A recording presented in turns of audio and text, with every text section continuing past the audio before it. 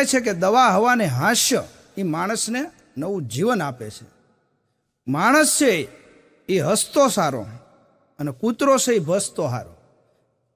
ઘણા કહેતા હોય છે કે હસે એનું ઘર વસે, પણ ઘણાનું ઘર વસ્યા પછી કોઈ નથી હસ્યા. ખાસ પરણેલાને તો અનુભવ હોય. એક જગ્યાએ અમે પ્રોગ્રામમાં હતા, તે લગ્ન ગીતનો કાર્યક્રમ. હવે જે ઢોલ વગાડતો હતો એ ઢોલની બે બાજુ એક એક બેનના ફોટા લગાડ્યા હતા.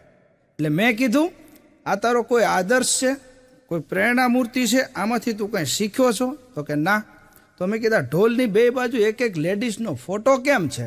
મેં એ ઢોલ વગાડતો તેને પૂછ્યું. તો મને કે એવું કાંઈ નથી, આ મારું કોઈ પ્રેરણા નથી, આદર્શ નથી, પણ હું ઘર જમાઈ ગયો છું.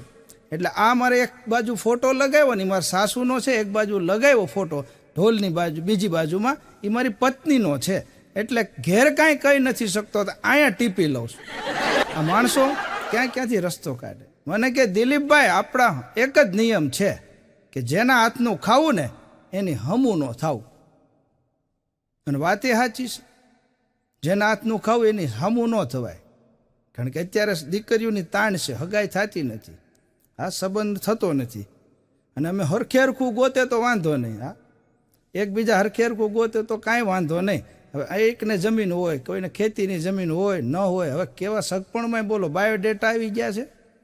અલગ અલગ પહેલાંના વખતમાં બાયોડેટા નહોતા, વડીલો જાતા અને સગાઈ નક્કી કરી આવતા. હા, વાત કરતો તો હું તમને કે આ સંચાલકો સરસ મજાનું રજૂઆત કરે તો અમને કલાકારને રૂડો કરી દેખાડે.